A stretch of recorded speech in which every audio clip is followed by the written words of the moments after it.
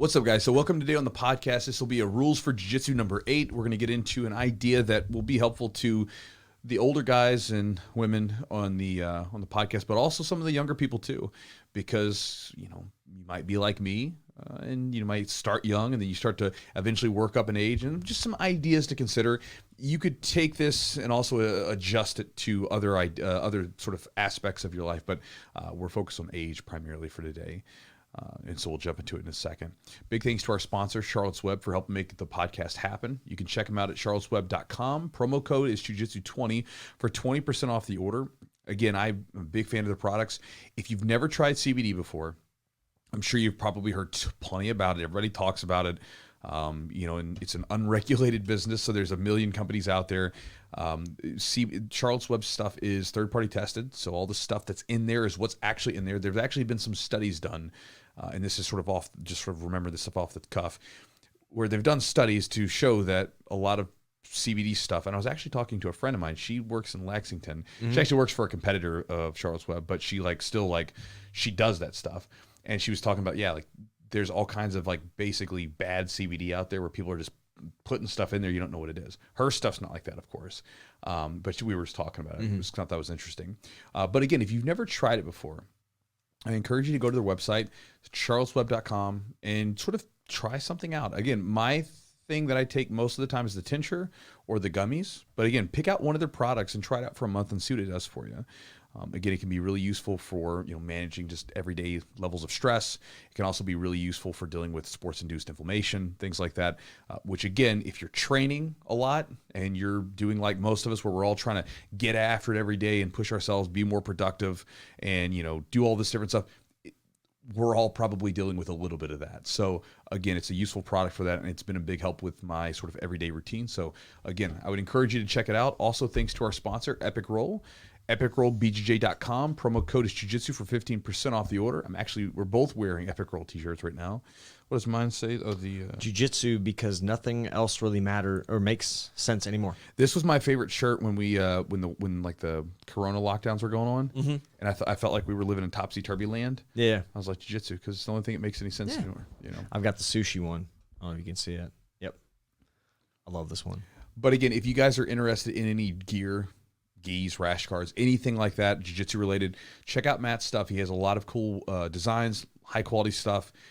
It's at epicrollbjj.com. And again, the promo code is jiu-jitsu for 15% off. So check it out. Also, guys, if you want to support the podcast directly, you can do so by going to the Patreon at patreon.com/the Jiu-Jitsu podcast. We just put up a new video just today. What was that one on? What did we talk about today? Because we started rambling on about some stuff. Are you talking about the green room? Yeah. Man, all kinds of stuff. Let me check my notes here. We talked about some random stuff. Let's see. We started about, first of all, YouTube comments. We were looking at YouTube comments because I posted a video about strength, and anytime I talk about strength related to jiu-jitsu, people get really it gets their feathers ruffled a bit. Yeah, and then we talked about, starting from the knees, like why you should or should not, or we get into that, and then not giving up or triggers to kind of mental, like we talked about. Okay. Some triggers for for negative self-talk. Yeah, negative self-talk. With negative self-talk. Yeah, and then overcoming the desire to quit or give up during a roll. Kind of some good stuff, valuable stuff there. Important. So you can check that out at patreon.com/the Jiu-Jitsu podcast. And then, guys, if you want to join my Chew Crew email list, which is a daily email that I send out almost every day. I say daily. It's usually like 5 days a week, Monday through Friday, where first off, for joining, you get a offering of 3 free jiu-jitsu ebooks. One is on a game plan guide, one is on drills, and one is on at-home study stuff. You can check that out. You get those for free. And then the actual emails, the emails are, if you like my stuff, you like my emails. And I also give a lot of discounts and things like that in my emails that I don't give to anyone else. And anytime I have an event or a product or anything coming up, my email list gets it. My Chew Crew subscribers get it first before anyone else, or sometimes people don't get it at all. Like, we're getting ready to do another camp at my place, mm-hmm. or at the gym and at my place, like we did last year. Last year that sold out in like a day. I sent one email, it was done, it's sold out. So again, people on the email list get first crack at everything. So again, if you want to be in that group then just go to chewjitsu.net/join, JOIN. And again, that's Chewjitsu, CHEWJITSU.net/join. So guys, with that said, let's jump into the podcast.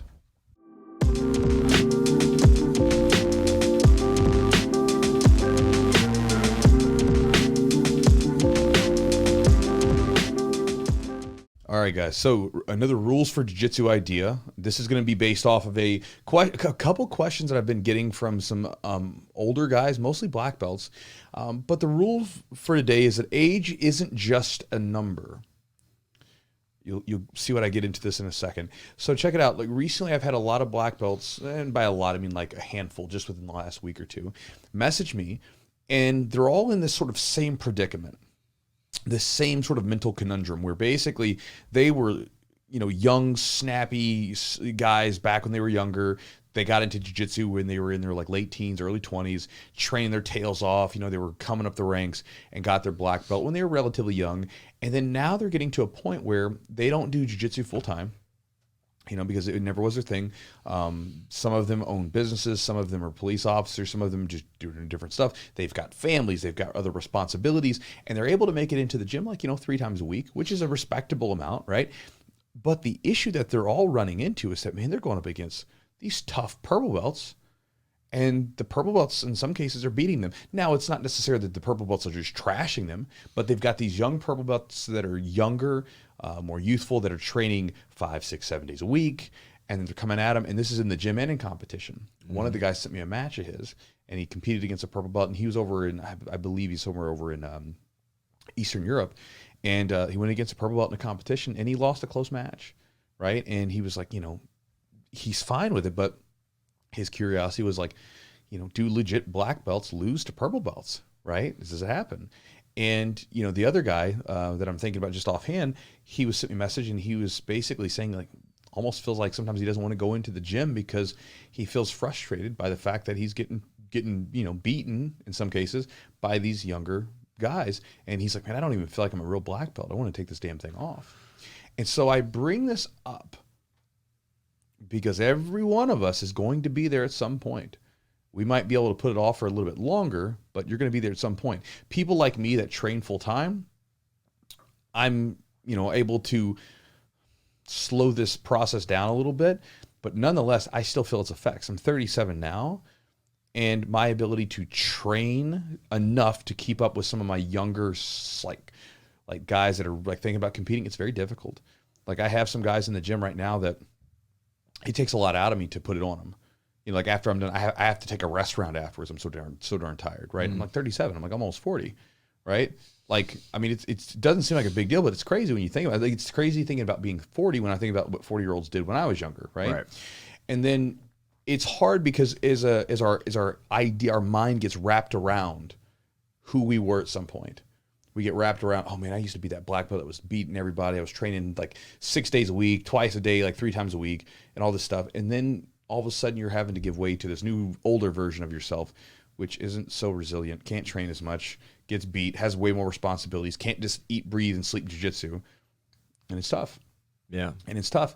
And so you've got to be able to adjust to that over time. And if you are an older black belt, obviously, I just sort of want to throw this out there. Of course, you can be a legit black belt and lose to a tough purple belt competitor. Competing is less about your just overall skill. Granted, skill has to be good, but there's a lot of other factors that play into it. Are you in shape? Are you drilling your game plan stuff? Because you could have less technique overall. Like I know for a fact, because I've beaten guys like when I was a white belt or a blue belt, I've beaten higher level belts who knew way more than me, but I was able to beat them, right? But that doesn't mean that they're not what they were.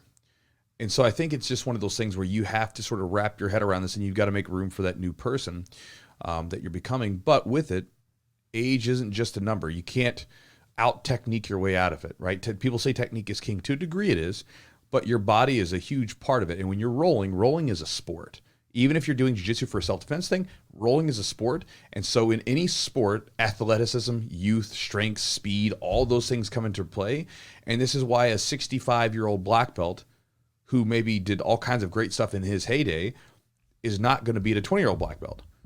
It's just not going to happen. Like, I mean, Yep. the 60-year-old black belt's going to, get tooled if they were rolling hard, but they're not going to roll hard because obviously we're not going to do that to an older guy like that, but because of the body. And so you've got to adjust to it. And just something to keep in mind. And again, for any black belt or any higher level belt that's out there dealing with a similar thing, understand that you can be a legit jiu-jitsu practitioner and still get beaten by younger people.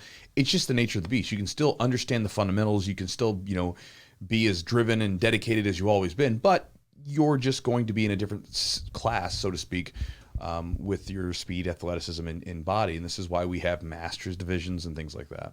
What do you think, like, how old were those black belts? Do you know how old they were? Mid to late 40s. So Mid to late 40s. Mid to late 40s. So they just kind of went out of their, because in your 30s, you can still hold it together. Start to get into your 40s. Start to get into your 40s, it starts to slow down a lot. Like even my coach, Sean, I remember meeting Sean probably the first time I rolled with him, he was probably in his late 30s. Beat the brakes off me. I was 25, right? Beat the snot out of me. And then, as I'm getting older, like Sean can still roll a little bit, but like, man, his knee's all banged up and he's been through a lot of battles over the years because he was a hardcore competitor for a long time. And, it's like he just can't do what he used to do. Now, when that guy shows me a technique, I don't like scoff at it and go, well, I just beat you in a roll, Sean, or I just got the better of you. Because we, when I rolled, we roll like fun. We're moving around, but I don't like, I don't say, well, you couldn't even roll 4 rounds last time, Sean, so I'm not going to listen to anything you have to say. I'm like, if he says something, I'm going to listen because I know he knows a lot more stuff than I do. Been around for a long time. He's seen a lot of stuff. And so I think there's a difference there. But again, anytime we're talking about rolling is it's a sport. Mm-hmm. And so we have to understand that anytime you're talking about a sport, as you get advanced in age with the physical sport, it's going to be a problem. Yeah. So a lot of that, like, and you see almost like it's like they're closing in. It's like you're at a race, right? You're a sprint, and they're just catching up. You're both going to that finish line. Eventually, they're gonna pass you up. And the difficult part about it is this: that they're usually, if they're younger than their 20s, they're only going to get more technique, better technique. Mm-hmm. They're still going to probably develop. They're at least going to keep their physical prowess, right? Mm-hmm. So, what's the mental like side of it? What do you do at that point? I mean, do you avoid those rolls? Do you just know that you're going to take your licking? What and kind of how do you approach that stuff if you're like an older? Like for me, I'm going to be 39 in a couple months. I'm having a harder time. I feel like a lot of it's more my endurance. I feel like I lose it a lot quicker if I don't stay on top of it.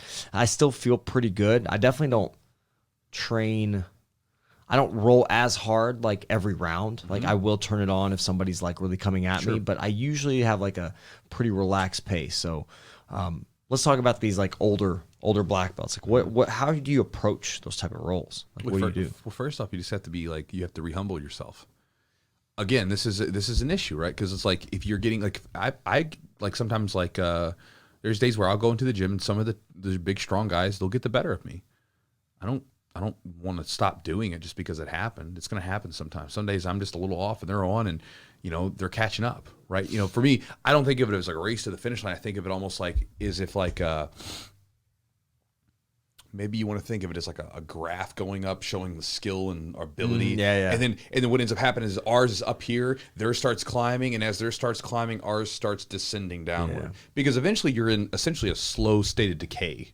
Right? I mean, so you're just like slowly losing a little bit. Like when you lift weights and stuff, a lot of times as you get older, you're just trying to slow it down. Mm-hmm. Like you can't, you're not, at some point, you're not going to get bigger or stronger. You're just trying to slow down the loss of it. Yeah. And with jiu-jitsu, sometimes, you're not going to get any like more, you're not going to get better physically with your ability to execute techniques. So you're just slowing it down a little bit and then you got to enjoy it for what it is. So you've got to, again, it's all about the movie really playing our head.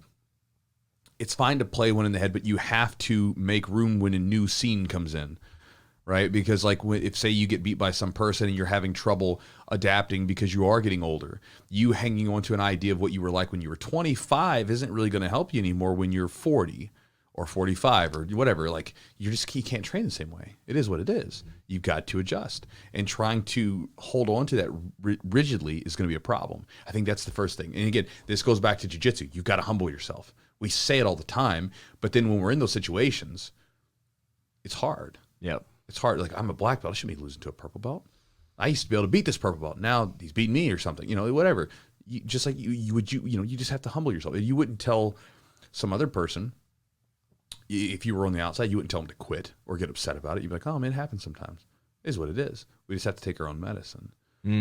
But I think in all those situations, we have to humble ourselves. Now, when you roll with them, sometimes you just have to kind of take your licks. Again, a lot of times if you're a black belt and you're decent, even if you get beat by them, a lot of times you'll be able to protect yourself and not get caught in any weird spots and stuff like that. You just may not be able to sort of assert yourself on someone like you want to.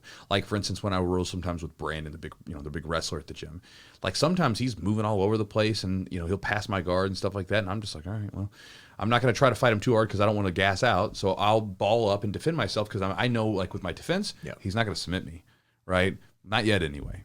So I'm like, I'm going to defend. And I'll escape eventually, you know what I mean? But again, it's one of those things where still I don't like getting my guard passed by one of my blue belts. It's what it is, though, Asterisk blue belt. It is what it is. And so it's just one of those things where you just have to adjust to that. And that's going to happen to all of us. Because even if you're not a black belt, if you're just climbing up in age, you're going to have to adjust your rolling depending on when you could, if you started in your 20s or your teens, and then you're getting all of a sudden you're in your 30s and 40s. You're going to have to adjust. I think this is one of the things that causes a lot of people who take big, long breaks and come back and they get themselves injured. Like, for instance, I had a guy that used to train with us who was a college wrestler, a D1 level wrestler, and he came back to jiu-jitsu, or came into jiu-jitsu, done a little bit, but came into grappling after a long layoff, and he was going like super fast.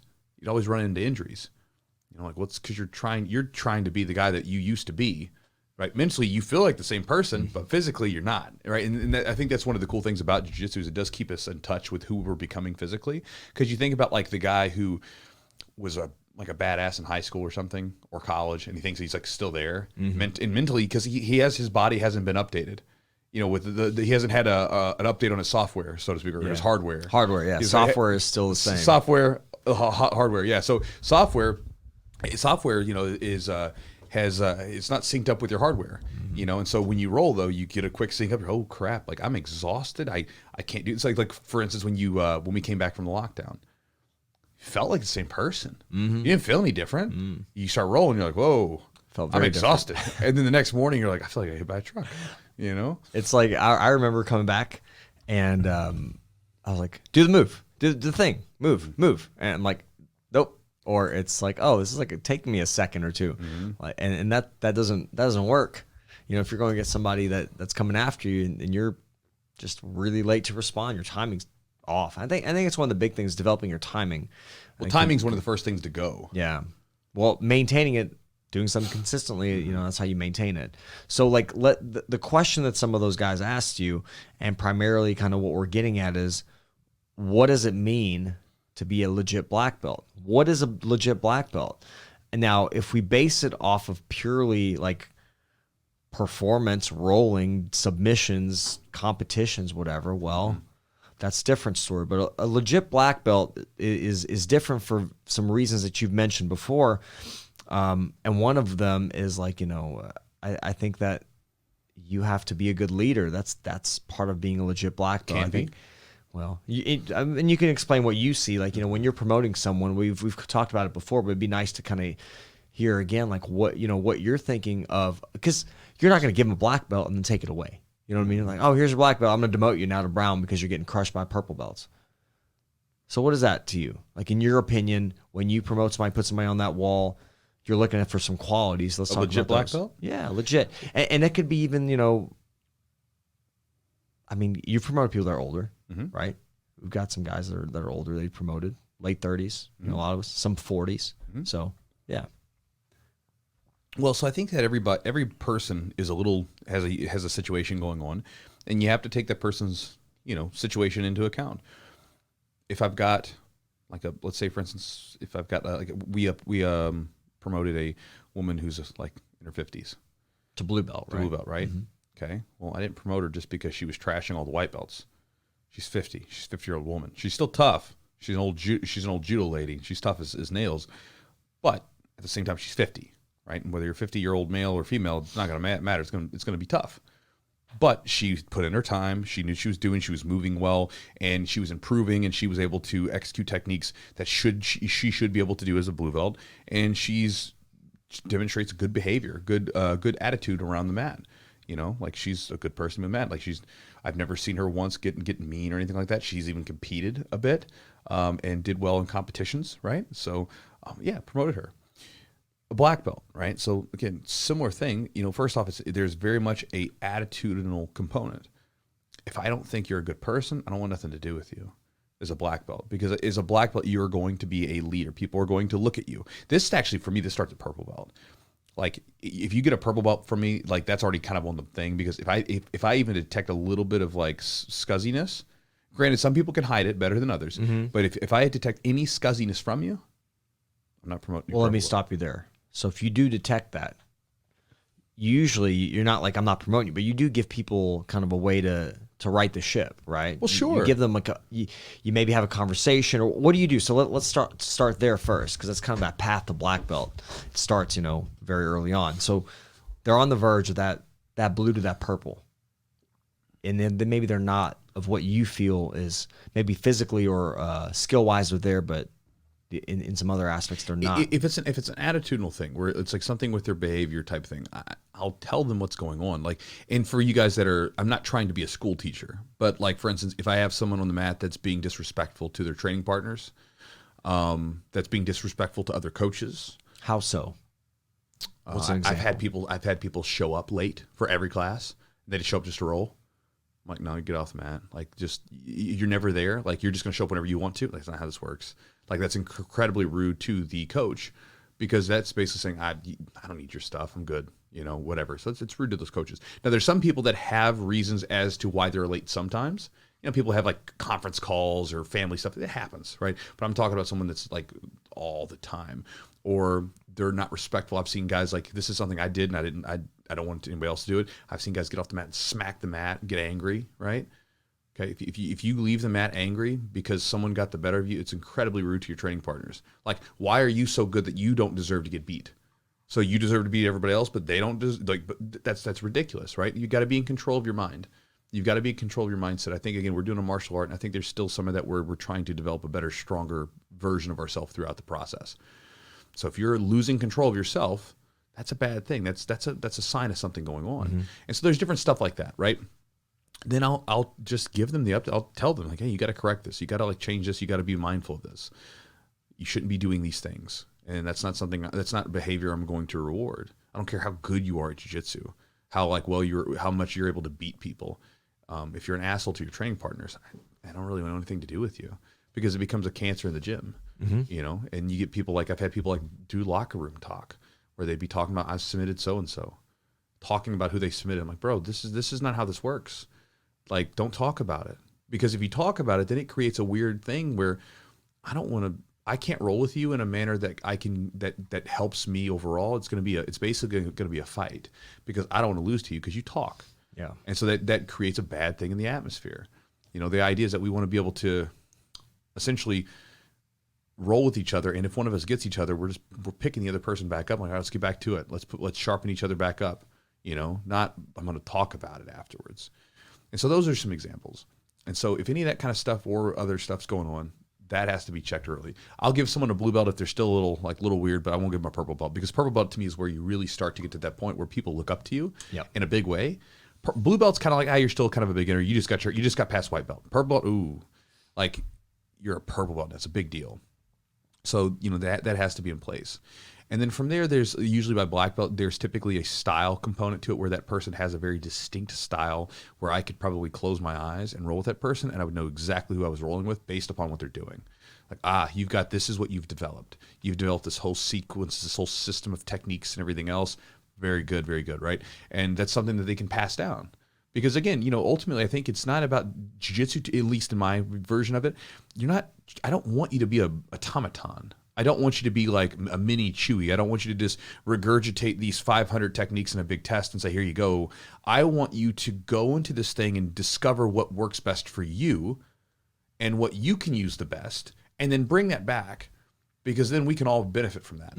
Because then it's like last night when we had a guy had a loop choke question. You've got a really good loop choke. Well, he can ask Eugene, who has like lots of submissions from loop chokes. you know, because you've done it. I've never had a loop choke submission in competition. I've had some in the gym, but you have lots in competition and lots in the gym. Great question to ask. You know, having guys like Evan, who, you know, Evan and Jeff, who really, really like leg locks, having them teach leg locks and be around. That's really helpful. Having Brandon teach wrestling, that's fantastic. Having, you know, Damon every now and then he jumps in and maybe he'll show a Kimura. You know, I mean, it's good to have all that stuff pulled together. And so this way we all benefit from it. So to me, we benefit from you going on your own path and then coming back. And it's very much like, if you look at the story of like the Joseph Campbell framework of like the hero's journey, right? The hero goes out, discovers the elixir, the magical thing, and then the hero comes back. And then it shares this thing with everybody, right? And so it's better for me, instead of saying, here's your step-by-step process to get to this thing, no, go out and explore. Go out and find your techniques. Don't worry about like, there's some that, from white to blue belt, probably I'm going to want you to know a few things. After that, you've got your fundamentals down. You could defend yourself in a fight. What am I going to do arbitrarily? Add more stuff on top of this? Well, now you need 5 techniques from this position instead of 3 or something. Well, that's then we're just doing like elementary school busy work, right? Like it's like, okay, now you're in this grade. Now we're going to give you 2 pages of homework instead of 1. No, I want you to go experience this stuff. I want you to go find some stuff that you can then develop your own style, bring it back, and show everybody. And so there's that element to it. That typically starts obviously at purple belt and I think in blue belt, and then develops more and more. And then there's obviously a skill component to it and an effectiveness component, I guess, is what we consider like an ability to use the techniques and apply them to people. But again, that has to be taken into the context with age, size, everything else, you know? So again, if I've got like a, you know, 50 pound, 40 pound person, I'm not going to expect them to like put it on someone who's like, you know, 270 pounds and, you know, half their age or something. Just probably not going to happen, is what it is. Yeah. So there's a lot of components that go into it, but I think the big ones are like, you know, really when it gets to black belt, do you have a style? Have you went out and figured out your stuff that you can share? Are you able to uphold that belt skill-wise, realistically to your particular position? And are you a decent person on some level? I mean, again, we're all messed up and we're all screwed up in our own ways because we're human, right? But like, do I feel comfortable with you saying I'm a jiu-jitsu black belt? And do I feel comfortable with you sharing that and then being like, yeah, okay, that's cool. That's a good guy. That's a big component because, again, you're going to be a representation of me and people are going to look to you. People are going, as a black belt, people will come up there and whether you think so or not, they're going to come in and they're going to be like, you're a black belt. You will then set the tone, right? You're going to set the tone and people are going to follow your example regardless of what you think or do. And so I want to make sure that people can set a good example. It's very important. You know, a culture of a gym is incredibly important from a standpoint of keeping people together, from a business standpoint, for all of it. And, you know, from a training aspect, you have to protect that. And so you can't allow that to, you can't let it go willy-nilly and just like give any yahoo a black belt. You know, and again, that's not necessarily everybody's thing. Some people were like, hey, I can beat this guy and I've won these competitions, and they'll give him a black belt. And that's totally cool. It's perfectly fine. Just not me. And again, the cool thing about jiu-jitsu is that we can all kind of do this a little differently on our own way.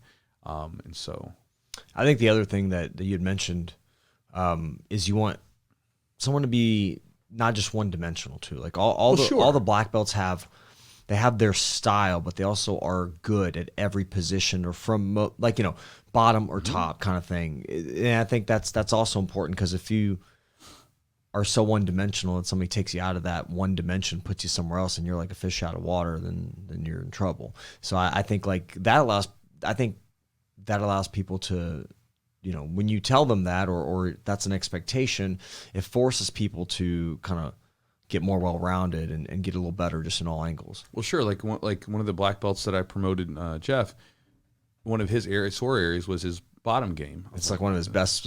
He's gotten really good at it, right? And like so, like he's gotten a lot better at it. But when he was a brown belt, I talked to him. I mean, you need to get your bottom game together. It needs to get better. It's like whatever, and he did. To his credit, he practiced on it, he put it to action, he executed. And then now he's really grown to like the bottom game. In fact, we did a private lesson with each other a couple months ago, and I showed him just a small adjustment with the hip shovel to get under people. And all of a sudden, he sent me a message yesterday. He's like, bro, I've been hitting that thing on everybody. I've been getting under people's legs and attacking whatever else. It's like, man, I like being on the bottom even more. And so, yeah, so like, I mean, because the thing is like, how can you as a black belt, how can I expect you to tell someone, hey, like you need to work on your weaker areas if you can't even do it yourself, right? You have to be able to lead by example on some level, you know? And so like, again, I need to have, if I'm going to promote someone a black belt, you can't just be one dimensional. I can't expect like, you're just good at top. Well, that's terrible because that means like you don't have enough knowledge and you haven't exposed yourself to these areas. And that's a problem because then like, are you going to just allow your students to do the same thing? And so then you get a bunch of students who like know how to do takedowns and guard passes, but then can't do a guard sweep to save their life. That's not good, you know? And so, yeah, you definitely have to be multi-dimensional with your jiu-jitsu, and you've got to be willing to play. And I think that's the other issue with it too, is if you're not willing to develop new skills in jiu-jitsu, and that's a big thing about being a black belt. Once you get to black belt, it's at that point where you're like, there's no more belts to chase really. So now you're just playing in the sandbox. Like, go build something, go do something. And you can't build any new techniques if you're not actively exposing yourself and trying stuff. And if your bottom game is non-existent, then that's a sign that you're afraid to do that. That's a problem. Got to build that up. Mm-hmm. And so, you know, again, because then when you get your black belt, then you're just playing for the next however long you continue to train. There is nothing else to chase. And so the chase becomes really focused on, well, I just need to learn new stuff and let me try some new stuff and keep this fun and develop new weapons. But you'll see some competitors, you'll see some guys that grapple, and they're like the same people for 10 years, you know, and it's like, that's not good. Mm-hmm. You know, even you look at like some of the best fighters in the world, like MMA fighters, a lot of the best MMA fighters progressively get better and they add new skills. George St. Pierre was a great example of this. The guy would add new skills in all the time. Like all of a sudden he has like a new weapon. It's like, it's a create a character mode. And all of a sudden, okay, we added the Superman punch. Mm-hmm. And now we have better takedowns. And now we've got like a back kick and stuff. Like we got these techniques, right?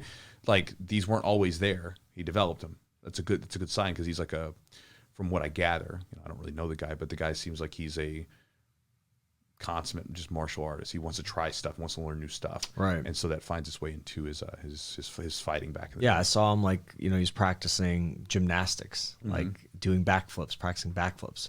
There was one time, so he had like I think he's had both ACLs repaired. Okay. And like I remember I was listening to a podcast, the guy Kelly Starrett, who does the Supple Leopard book. He's a physical therapist. Yeah. He's kind of still pretty popular. And he actually, George St. Pierre worked with him about like, because his landing mechanics were kind of mm-hmm. not the best. They almost they're more, you know, reliant, like they put more stress on the ACL, more likely to tear. And that may be why he tore or had more likelihood to tear. But like he would seek out people in different, like learn, like basically, you know, I'm sure that the guy's done karate and martial arts for years. I'm sure he knows how to jump mm-hmm. and land, but going to somebody else to even like fine tune that, make it even better, you know, like going into like a small like area of a movement mm-hmm. and like extrapolating, getting really good at that or improving it. And I think he did that, you know, even when he was champion or after he tore his ACL, which is interesting. And I think it just shows like, yeah, like you say, he's just a consummate like we had the right response. Mm-hmm. Well, he was like, something bad happened and he chose to respond to it. And I was like, okay, how can I make sure this doesn't happen again? And let me go seek out experts. Seeking out smart people that know their stuff is such a valuable thing.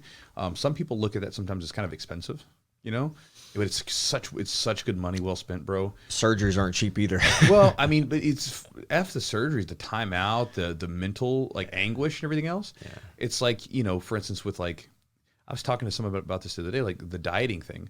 I wish I would have like hired a guy like Eli 10 years ago to do this. God, this has been like the eating, like has been the easiest thing ever. Mm-hmm. It's literally so easy to stay on the diet because like the foods are simple. I like the foods and I can basically take my weight up or down depending on what I want to do with just making some simple adjustments.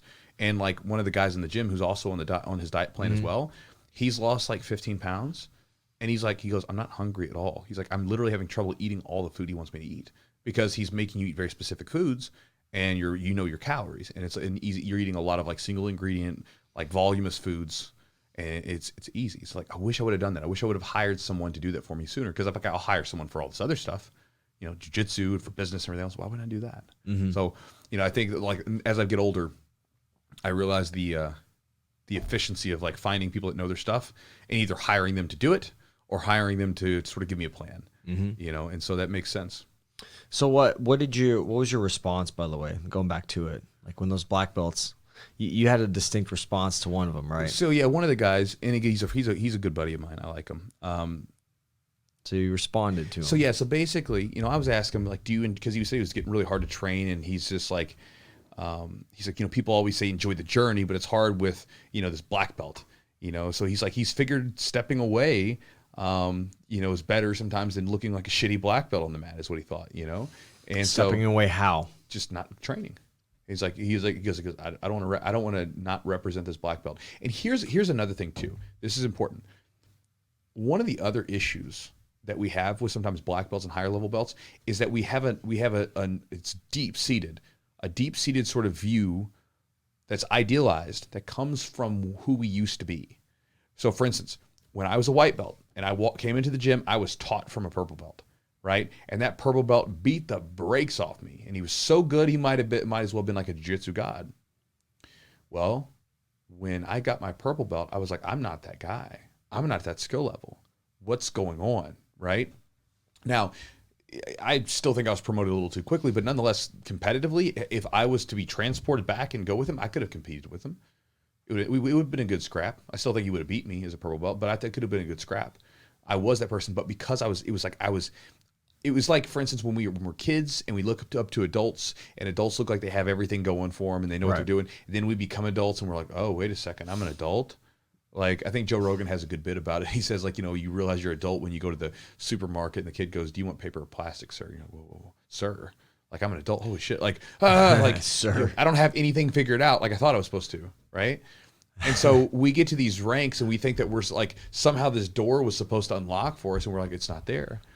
And then we forget that some of these guys were dealing with the same struggles that we were, but sometimes we have these idealistic views of what it means to be a black belt and how good these guys were, whatever. So I asked him, like, do you enjoy training on any level? And then he said, like, of course, he makes it a priority to be there, whatever. And he goes, I just remember being the spunky blue belt and purple belt, giving the upper belts hell and sometimes beating them. And it never crossed my mind about how they felt. And, and he used to compete. He fought, did cage fighting, kickboxed. He's on a national team doing karate. Now he's like, I'm a hobbyist at best. So again, this is a guy who was a warrior who's now having to not be the person that he used to be, and that's really hard for us, right? Mm-hmm. So my question really was to him. I was like, and what do you think it means to be a black belt to you? And he says, he goes, it represents dedication, perseverance, and understanding of the fundamentals and the techniques within the art, and goes on. And then he's like, I see what you did there, and then we just had a little conversation afterwards. But again, it's like, this is just something that's going to happen to all of us that are grinders. You push yourself through, you build yourself up, and then you get to this point where you're physically different, and it's not fun. I mean, nobody likes getting old. I mean, as we get older, like, especially, like, I'm speaking from guys, women, I know you have your own things. I don't know the issues of being an older lady, but like with guys, like, we get older, we start looking in the mirror and we see our hair's thinning, like the weight doesn't want to come off as easy as it used to, and you start seeing some, like, and everybody gets their wrinkles and stuff. You're like, man, I look older, or you'll see some picture from a long time ago, you start seeing gray hairs, and then, like, you see those things, and then you start training, and you're just not as strong, you get injured more, and you're just like, you're less resilient to things. It just happens. But that's what I told him. So, so how do you overcome that though? Like, what overcome what? Well, how not overcome? I mean, you're not. How do you accept it? How do you accept it? You're not overcoming age. Age wins. You're not, but you have to accept it. They say, quote unquote, age gracefully, right? What does that mean, right? How do you age gracefully on the mats? That's an interesting thing, right? So I again, it goes back to the idea that we all play this movie reel in our head, right? So, like, for instance, he was playing a movie reel in his head about being this fighter, this cage fighter, this kickboxer, national team in karate, doing all these different things that he's been doing since he was a kid, right? Well, like, there's a sequel to that. Like, he's watching the first one. Now we got to watch the sequel. Like, again, you have to watch the next one. Where are you at right now? You know what I just thought of? Rocky. Okay, like sure. The Rocky movies, right? Yeah, great example. Like, go ahead and you can share what you're thinking. Well, just, he was the guy, and then, ups and downs, and he became the champion. Then he started bringing up these other guys, right? Well, like, you're in that sense, like with Brandon. Like, Brandon's kind of like, well, there's a couple other guys too. A couple other guys, but Brandon just comes to mind. He's the guy I probably train with more than some of the other guys in the mornings. But, like, yeah, you can see it. You're kind of like taking these guys under your wings, and they're competing, and they're they're good. And they're getting good, and they're catching up to you. They're catching up to all of us and surpassing some of us, right? And then you see like, oh, well, now you're undertaking, like now you're become, instead of being the guy that's out there, in the front of the line, going at it, competing at ADCC, now you're more of a coach. Now you're more like, a supporter. You're still training, doing the stuff, getting in the ring, whatever, boxing, right? But your role is different. Well, and if you watch, I remember I watched the Rocky movies from 1 to 5. Tommy Morrison was 5. I watched it from 1 to 5 on Monday through Friday. And then on Saturday, I went and saw the first like newer Rocky movie they did, the one where he fought Carver. Yeah. Tarver. Antonio Tarver. Yeah, Yeah. on Tarver. Yeah. And so we went and saw that one in theaters, and it was so weird to like watch the guy from like 1970, right, 30 years ago at the time, and you're watching him get older and older and older. You're like, whoa, you know what I mean? And then you see him how he was like a lot more aged on that particular movie. So. Again, you just have to be honest with yourself at where you're at. And again, I think that comes from, again, understanding the ego issues, right? Again, everybody's got an ego. I talk about this ad nauseum on the podcast. Retire your ego talk, Chewy. Yeah. It's not about losing your ego. You have to have one. Everybody's got one, whether you know it or not. And in fact, when people say lose your ego, it's one of the most egotistical things to say. As if somehow you're telling me you don't have an ego. Like, that's incredibly egotistical. Instead, it's about keeping that thing in check. It's a tool that helps you navigate the world, navigate your surroundings. Yeah. But it has to be updated. And again, it goes back to the software hardware update. When new information comes in, it's frustrating for sure. But what are you going to do? You're going to let it ruin your experience with something? You're going to stop doing it? Like, you're going to stop doing something you put like a better part of your adult life into? Whatever. For what? Because like you're not able to be the same person you were at some point. You knew that was going to happen. Nobody gets out of this thing alive, right? Like it's like you knew it was going to happen. I just never, honestly, like they had said, I never thought about it. You're the white belt, the blue belt, the purple belt, chasing that black belt, right? Mm-hmm. And then all of a sudden you're the black belt, and now people are chasing you. Yeah. Like, oh shit. And then there'll be people after that, and so forth and so on. Yeah, there'll be people after them, and after that, yeah. But that's not something you think about. Maybe it's easier. There was a guy, that guy just, like, he was like in his 70s, just got promoted black belt. There was a video going around, and it was pretty cool. Like, how he got. And I don't know how good I'm sure he's probably pretty decent. I think Hamulo promoted him. But, like, he just kind of some of the things he said. And I think you come into it with a different perspective. When you come into it like late 50s, early 60s, you're already the guy. You're already the guy at white belt getting beat up, right? You're getting run through by the even the white belts and the blue belts, but you keep going at it. And it's a unique thing. It's a unique perspective. Like, it'd be interesting to talk to that guy about his perspective in training, because I think your goals are different. I think your aspirations are different, because you're already, you're not going to be world champion. Your aspirations are just keep going. Yeah, just show up. Show up. But it's hard for us when you're used to competing and winning and doing stuff. No, but see, in this thing, that was our aspirations in the beginning when we were all white belts. Because in the beginning, everybody just shows up. They want to do better, but they're all just showing up. We get accustomed to a particular time in our existence where it's that bell curve, man. Where we're doing real good. We're like, yeah, man, we're really killing it, right? And so that's the person that we like. And again, that's the ego issue. When your ego gets wrapped up to like, man, I really like this version of myself. That version's not there forever. Right? Like, so like that's you in a moment in time. It's like if one day you go out, like you're going out with your woman or your man, and you get your hair together and you're like putting your clothes on, you're like, and you've been working out and whatever, and you're like, damn, I look really good today. That is a snapshot of you. That's one day. You're not going to look like that forever. You're not going to look like that tomorrow, probably. Yeah. So it's like that's what's going to happen to all of us. So I think the issue is a lot of times, like I said, the guys that were like that got to a point where they got really good, and they were at the top of the heap for a while, like as far as the rolling goes, right?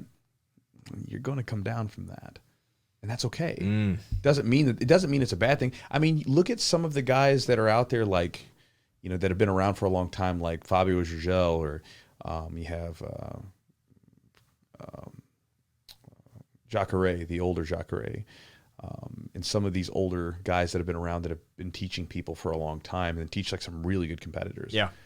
Like they can't beat their competitors. the guys that they've produced, those guys are going to just tool them. They're just, it is what it is. I mean, I'm sure they could probably do well enough or whatever, but they're just, it's different. But man, like, I mean, like those guys had their heyday. And now, like, especially like Robert Giselle, he was a monster. Yeah. You know? He's had a lot of world champions. Oh my God, he's produced so many. And so he's, I mean, I think you age gracefully by honoring what's happening to you. It's like, so here's an example. When someone like, if you like, I remember going to, like, I almost never went to bars when I was younger. I just don't like them. It's just, I'd rather go, like, if I want to hang out with my friends, I'd rather, like, let's go out to, like, let's have a party at someone's house and be around friends. I don't want to go to a bar and, like, pay for overpriced drinks and then, like, see, you know, stupid stuff. It's not my thing. You know, not I say, like, more of a club. Going for a bar and having drinks, that's kind of fun. I'm talking more of like a club atmosphere. Well, I remember going out to kind of a club atmosphere one time to a place with some guys, and there's like a 45-year-old dude wearing like Affliction. He's got some like tattered jeans, and he's like looking around. You can see him like on the prowl looking for some like young girl, and he's like talking to these girls, and the girls are keep turning away from him. That's not aging gracefully. Like, bro, you're almost 50. Like you're hanging out at a club, and at the time it was like all young people, like in their like early 20s. It's like, why are you here? It's like, that's not aging gracefully. You're not honoring who you are, bro. It is what it is, man. Like, you're not 20 anymore. It's hard to accept that. It is. It is. It's hard. I get it. Change is difficult. Change is difficult. Well, change is difficult when you're changing from something you liked. Yeah. Right. So if you were like killing people and you felt great about it, you're like, man, I love this version of myself. Yep. But change is great when you're turning into something you like. Like because when you're having that change early on and you start getting better, oh yeah, this is awesome.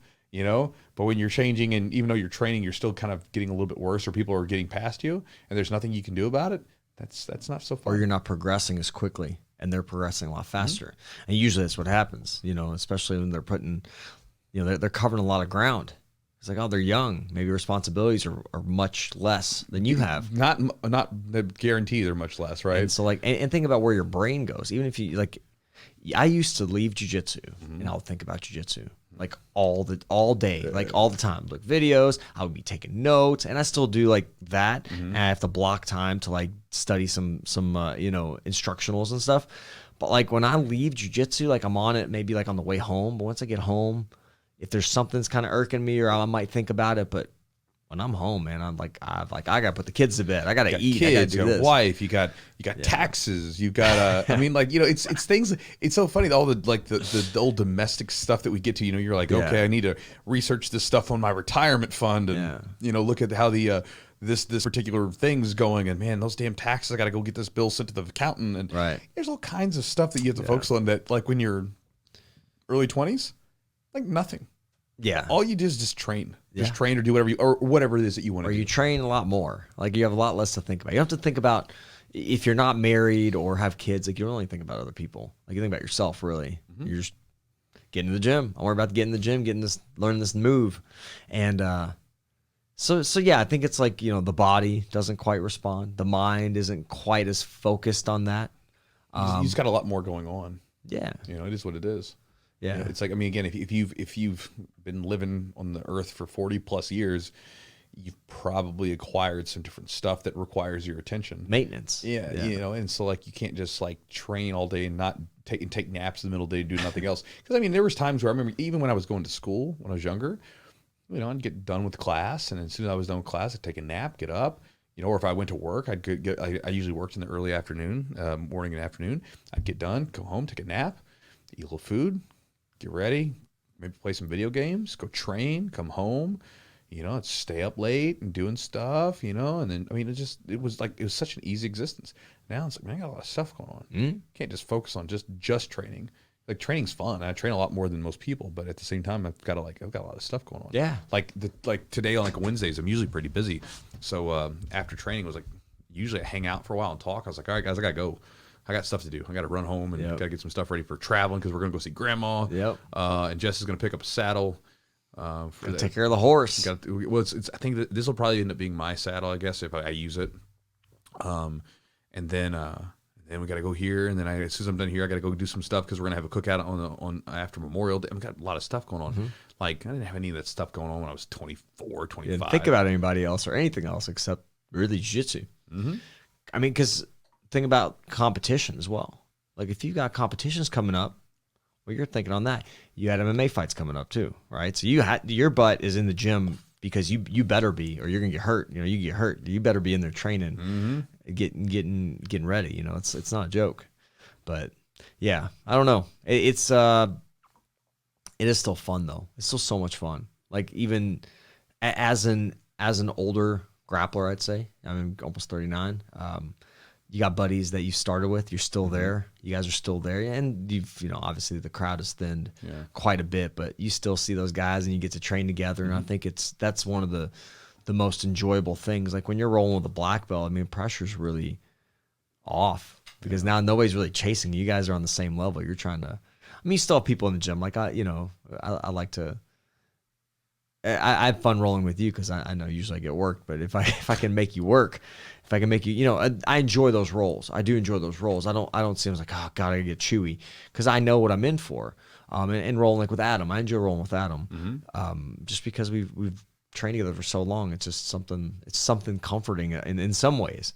Well, right, and just because you get older doesn't mean you can't train. Sure. I mean, like I've trained with plenty of guys that are in their late 30s, early 40s that can like get down. Plenty of them. It's just one of those things where it changes. And so if you compare it to like the 21-year-old who's training 7 days a week all the time, it's just different. Yep, for sure. All right, guys. So hope you enjoyed the podcast. Hopefully you got an idea to take away from that. Again, even if you're a little bit younger, I know this sometimes it's one of those things where you can't physically or mentally envision yourself as an older person. It's going to happen. And again, when it happens, this hopefully this information and this will be useful to you with your training.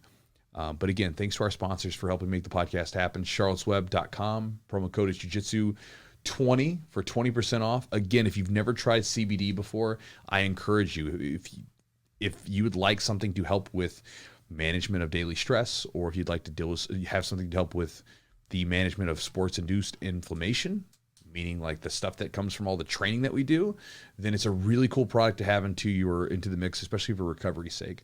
So again, you can check it out. Everybody's a little bit different. So again, everybody responds to this stuff differently, but I usually tell people to try it out for a month. For instance, like one of my students, I gave him a free tincture once as a sample just to try it out. And the tinctures are like the little things where you squirt the liquid, the oil in your mouth. But I gave him one of those, and I remember he came back to me a couple weeks later. He's like, bro, like which one do I need to order? That was really good. That was over a year ago. Like now he still takes it religiously. It's like every day. It's like it's part of his routine. He said like it just, for him, he noticed that there was some improvement with his sleep cycle from it. And so that's what he noticed. And so again, a lot of people take it for different reasons. Everybody's different. But again, I encourage people to try it out and give it a fair shake, because I was one of those people for a long time that was like, sounds like snake oil. I remember hearing about it on Joe Rogan. Charlotte's Web actually was a sponsor of Joe Rogan's way back in the day, like 2012 or 13. And, they're talking about these benefits. I'm like, psh, snake oil. Sounds like it doesn't sound real. And then I tried it. I was like, man, that's really good. I was like, I wish I would have been doing this sooner. So again, give it a try. Also, thanks to our sponsor, Epic Roll, epicrollbjj.com. Matt is a jiu-jitsu practitioner, jiu-jitsu black belt, who makes jiu-jitsu gear and apparel for jiu-jitsu people. And again, he has high quality gear, high quality apparel, and it's at reasonable prices. And I like the designs. I'm a big fan of the designs. A lot of them are very minimalist. It's not super crazy or anything like that. So if that's your kind of style like me, then you might like it. You can check out his stuff at epicrollbjj.com. Again, the promo code is JiuJitsu for 15% off the order, and give it a little look. And guys, if you want to support the podcast directly and get access to some exclusive content, you can do so by going to the Patreon at patreon.com/thejiu-jitsu-podcast.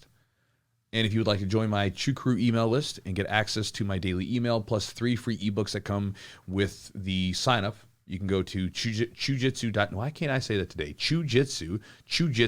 I'm starting to sound like I'm just going to start saying jits. Chewjitsu. Chewjitsu.net/join, JOIN, and you can do that, and you can get access to all that and the daily emails that I send. So, guys, hopefully you enjoyed the podcast today, and we'll talk to you guys next week.